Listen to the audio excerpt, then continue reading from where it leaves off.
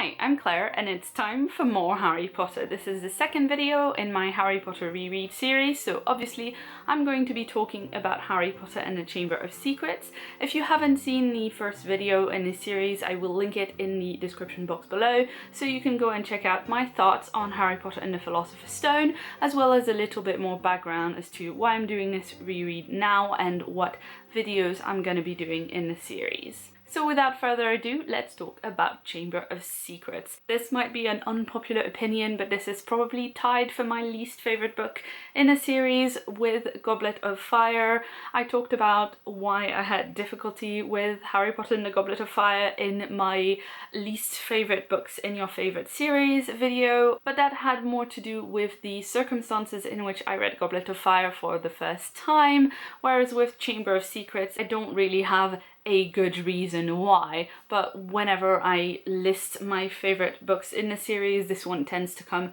near the bottom or at the bottom. But of course I still adore the series, so I had a lot of fun rereading it and I had a lot of thoughts about this one too. This is the book where we meet Dobby, the house elf of our hearts, and we meet him when he's visiting the Dursleys to extract a promise from Harry that Harry will not return to Hogwarts.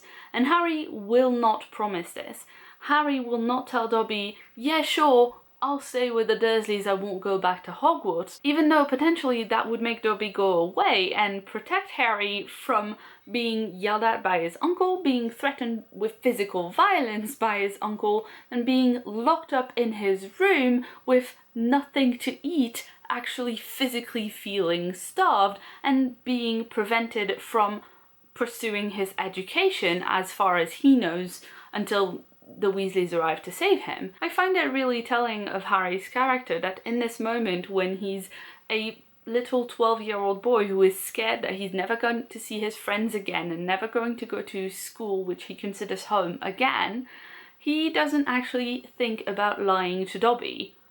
Either that, or he knows something we don't about making promises in the wizarding world. It's probably best that he didn't lie to Dobby, because we know that house elves have really strong magic and that it's very different from wizards' magic, and for all we know that might be a binding thing, whatever Harry tells Dobby to make him go away. In later books we learn about things like the Unbreakable Vow or the Secret Keeper Charm, or the fact that if the Goblet of Fire brings out your name, that's apparently a binding magical contract. So it's probably a good thing that Harry is in fact too pure for this world and won't lie to Dobby, because for all we know that might have been something that kept him from returning to Hogwarts, but it's just so telling that he didn't even think about it. And bear in mind, in this book, Harry spends so much time worrying that he was sorted in the wrong house.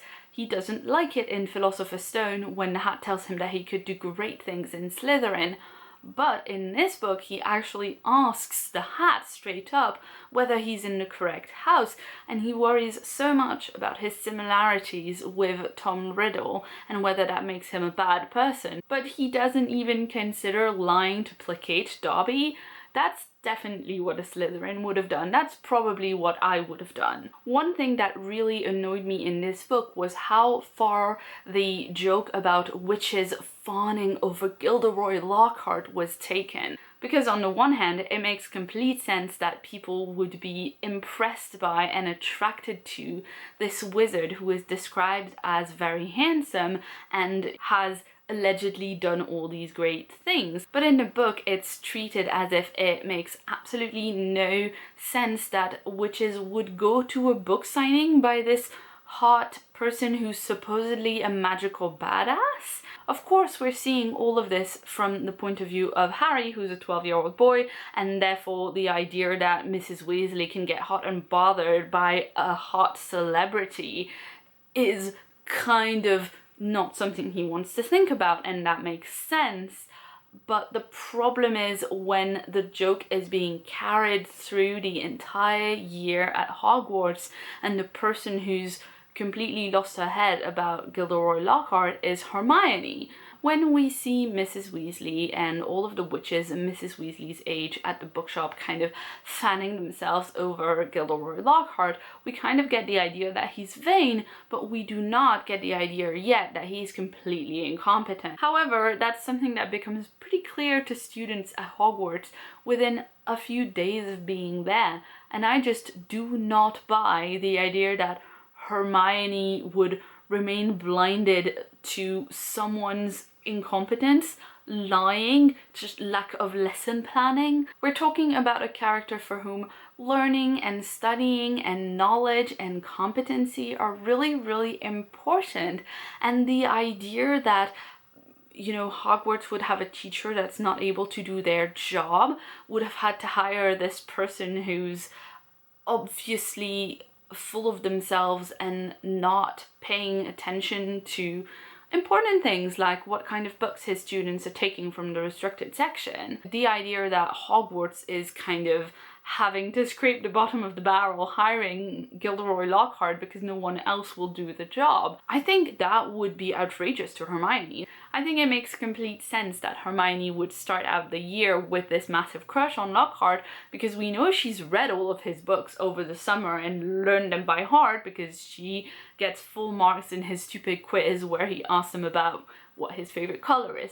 But I do think that it would take her less than an entire year to realize that he's a complete fraud. Another thing that makes absolutely no sense is Harry and Ron's reasoning for flying the car to school at the beginning of the book. This, however, is hilarious. The conversation that they have is basically them talking each other into believing that taking the car is the best thing to do. As soon as Ron has the idea that yeah, we'll take the car, he just piles on the arguments for why that's the best thing to do. We can fly the car to Hogwarts. But I thought, we're stuck, right? And we've got to get to school, haven't we?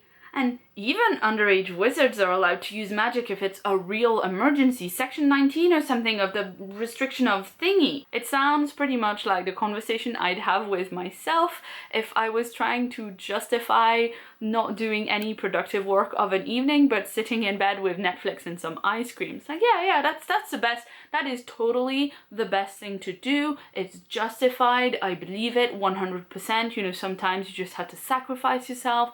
It sounds exactly like that. It was hilarious. Now here's a conversation that Harry, Ron and Hermione have at the end of their first defense lesson with Lockhart when they're done rounding up all the Cornish pixies. Harry says, "Hermione, he didn't have a clue what he was doing." "Rubbish," said Hermione. "You've read his books. Look at all those amazing things he's done." "He says he's done," Ron muttered. That is surprisingly sharp and astute of Ron. It's pretty obvious that Lockhart has no idea what to do in that first class with the Cornish pixies, but it's a bit of a jump from that to he can't have done anything in his books and he must have made it all up. Trust Ron to stumble into the correct answer by mistake. Another thing that Lockhart does in this dreadful first defense lesson is to tell his students, "You may find yourselves facing your worst fears in this room," which they will do, but next year when my boy Remus shows up and does some actual teaching. Now, when I was reading this, one of my favorite things was how obviously and blatantly Gilderoy Lockhart is not only a fraud and an incompetent wizard, but also just so full of himself. He has so little self-awareness. He does not realize how obvious he is being, and that was just delicious to read. Just how confident he is and how 100% he believes that everybody else is going to believe him. A lot of the time when I was reading this, I just thought, Gilderoy, you've got to tone it down a little bit, take it back a notch. Because if he didn't make it so obvious that he's utterly besotted with himself, I don't think other people would react to him half as badly as they do. And I thought about that again later in the book when Cornelius Fudge came to arrest Hagrid, where he says to Hagrid and Dumbledore straight up, "Look, I'm the Minister for Magic, I need to be seen doing something. Hagrid doesn't have a very good record. We'll just take him away for a few weeks, month, whatever, and then, you know, once it's died down, he can come back. Because Dumbledore has made it pretty clear that it's not Hagrid, and Fudge is making it pretty clear that he doesn't care that it's not Hagrid. He just needs to be seen doing something. Of course, we'll see evidence later in the series of just how much the ministry relies on appearances and how important that is to the minister.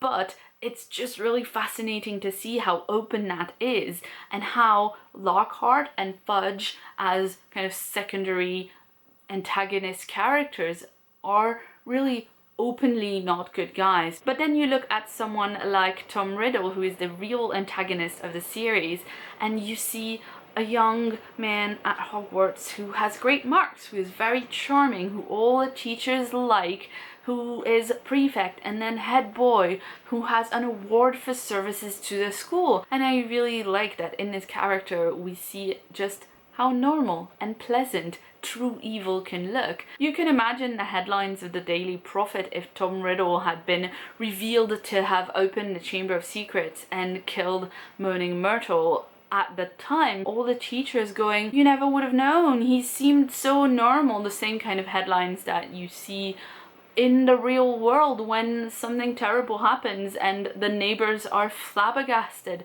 that this normal bloke down the street could do something like that. Here's something that I missed throughout years of reading and rereading the Harry Potter series.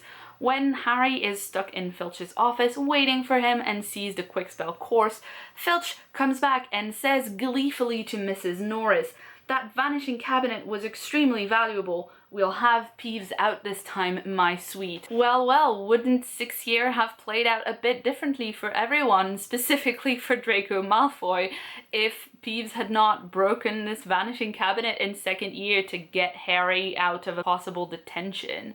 Again, it might be something to do with rereading these books as an adult, but when Harry was in Dumbledore's office about to try and convince Dumbledore that he hadn't petrified Nearly Headless Nick and Justin Finch-Fletchley, when Hagrid rushes in to try and defend Harry, I didn't really get the same kind of warmth of, "Oh, here's Hagrid, he's such a great friend, he's always trying to defend Harry." No, I was gripped with this terrible realization that Hagrid thinks that Harry is about to get framed for something that he hasn't done, and Hagrid knows what that feels like because it happened to him and it pretty much changed the entire course of his life, and he doesn't want that to happen to Harry. Maybe he doesn't think his life is ruined, but he loves Harry, and surely he thinks that Harry could do great things because he was raving last year about how great a wizard Harry was going to be. Of course Hagrid wants to defend Harry.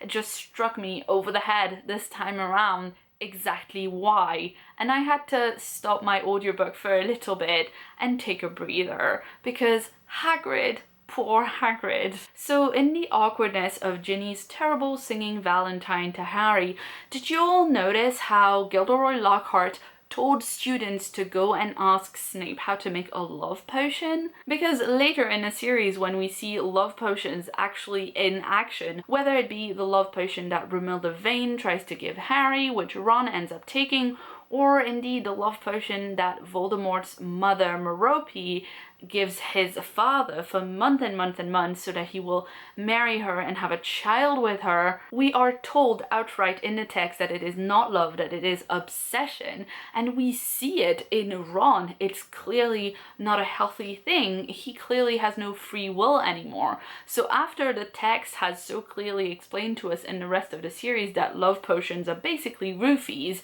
and that they remove all possibility for a person to use their free will and consent to any kind of activities, it's really disturbing to see Gilderoy Lockhart telling everybody in school to go ask their teacher to teach them how to brew them. Thankfully, Snape looks like he's about to strangle anyone who will ask him about love potions, so I guess thank Merlin for small favors.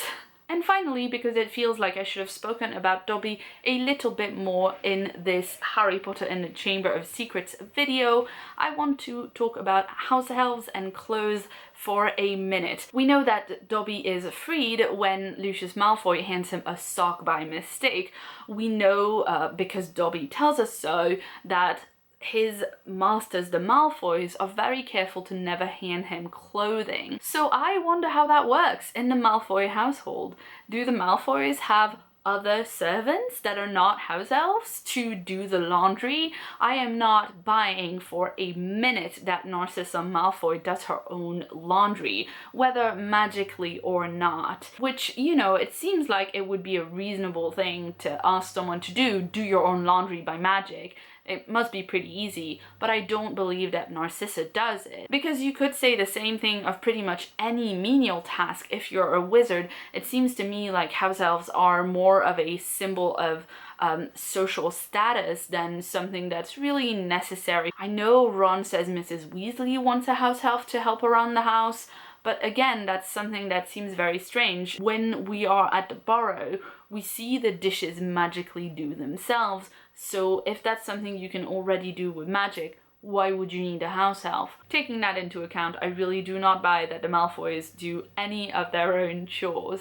But does that mean they have maidservants who are young witches? Do they have an au pair? Or is it simply that they have a laundry room or a laundry basket that acts as a go-between between the Malfoys and Dobby, where it's okay for them to put clothes down in the laundry room and then Dobby will take it and wash it and put it back, and that's not giving clothes to him, but you can't hand him clothes because then that will be freeing him. So I'm still unsure about that one, but do let me know in the comment box below if you have any theories about house elves and laundry and how all of that works. Those were my thoughts about Harry Potter and the Chamber of Secrets. I hope you enjoyed this video. Let me know in the comment box below what your favorite thing about this book is and why I should love it more than I do, because I'm quite interested to see if by the end of this reread